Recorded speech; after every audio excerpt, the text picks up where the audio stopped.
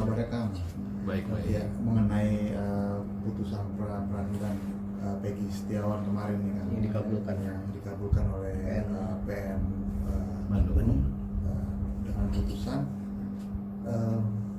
menyikapi daripada SOP-nya kepolisian gimana? Ya, baik, terima kasih. Tentunya gini, kita melihat dari proses pra-peradilannya dulu ya. Proses pra-peradilan berjalan dengan sesuai SOP beracara. Artinya semua berjalan, kedua belah pihak diberikan hak yang sama oleh majelis hakim yang menyidangkan perkara pra-peradilan Peggy. Kedua belah pihak dikasih kesempatan memberikan bukti, mengajukan saksi-saksi, begitu juga untuk bertanya terhadap saksi-saksi, memeriksa bukti-bukti yang ada. Tentunya majelis hakim ini, saya juga salut juga majelis hakim ternyata berpendapat lain terhadap penetapan tersangka Peggy ya, sampai dengan diputusnya pra-peradilan, dikabulkannya pra-peradilan oleh majelis PN Bandung. Nah, di sini independensi majelis hakim juga dipertaruhkan. Artinya majelis menyatakan bahwa saya bebas dari intervensi, saya tidak punya kepentingan terhadap perkara pra-peradilan ini. Makanya majelis hakim berpendapat lain dan independensi memutuskan mengabulkan gugatan pra-peradilan. Tetapi kita lihat semuanya juga begini. Pra-peradilan bukan akhir dari segalanya, bukan akhir dari permasalahan kasus Vina, bukan berakhir Peggy tidak bersalah, tetapi penyidik tentunya akan membuka kembali apa yang harus mereka lakukan. Penyidik lebih tahu, artinya kekurangan apa barang buktinya, mulai dari barang bukti, dari saksi-saksi, tentunya menjadi evaluasi pihak penyidik. Nah, ini juga saya meyakini penyidik tidak tinggal diam. Karena apa? Karena ini juga pertaruhan penyidik sebagai penegak hukum. Nah, ini juga kita harus melihat gini ya.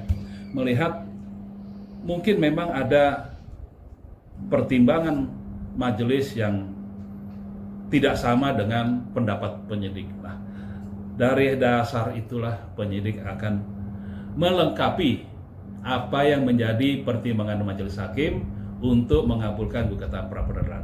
Tentunya begini, tentunya penyidik kita juga apresiasi, tidak mudah perkara ini untuk diselesaikan, tidak mudah mencari pelaku tersangka utamanya, tidak mudah juga untuk mengumpulkan alat-alat bukti. Nah, saya yakin hasil kerja keras Polri dengan adanya pra-peradilan ini membuat semangat teman-teman penyidik di Polda Jabar itu supaya melengkapi dari apa yang disangkakan gitu. Nah, itu kira-kira itulah jadi juga menjadi atensi dari pihak kepolisian atas putusan pra-peradilan di PN Bandung.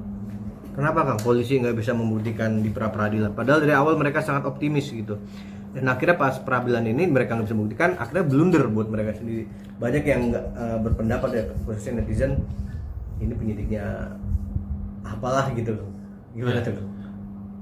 Tapi saya meyakini Polri presisi itu tentunya bekerja secara profesional, secara independen, dan pastinya Polri juga tidak main-main dalam menyelesaikan perkara ini. Kenapa?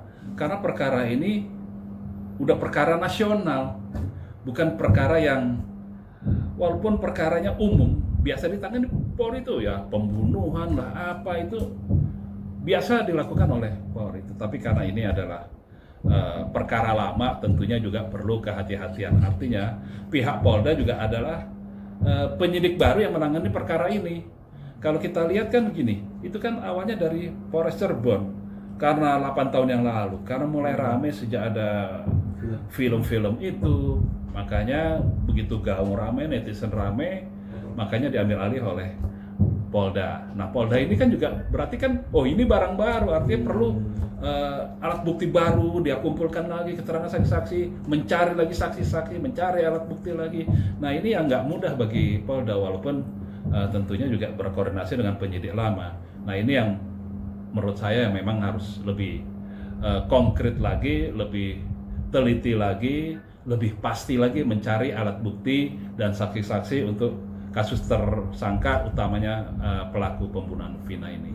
Nah, tentunya polisi juga tidak berdiam diri. Ini menjadi PR berat buat Polri juga untuk menyelesaikan perkara ini. Tentunya tidak bisa hanya tinggal diam sampai di sini. Saya meyakini polisi akan terus bekerja untuk menghasilkan siapa pelaku utama dalam perkara ini. Begitu. Artinya gini, Peggy Setiawan ini bisa juga menjadi kelanjutannya pasti ada lagi untuk panggilan-panggilan berikut dari kepolisian. Bukan berarti dia sudah aman Kang ya? Ya, kan saya sampaikan tadi bahwa putusan pra-peradilan bukan akhir dari segalanya. Bahkan dengan ada putusan pra-peradilan, dikabulkan putusan pra-peradilan, Polri punya PR yang berat. Dan harus diselesaikan Polri agar bagaimana bisa benar-benar perkara ini berjalan dengan sebagaimana mestinya. Ya, tugas berat Polri harus menyelesaikan ini. Walaupun sebenarnya Polri perkara ini perkara biasa, tetapi karena atensi, antusiasme masyarakat, rakyat Indonesia yang menonton, bukan lagi itu. Bahkan ada Kapolri juga sudah menginstruksikan pada penyidik supaya lebih profesional lagi. Nah, ini kan berarti atensi PR buat teman-teman penyidik di Polda Jabar. Saya rasa nggak tinggal diam, mereka terus bekerja.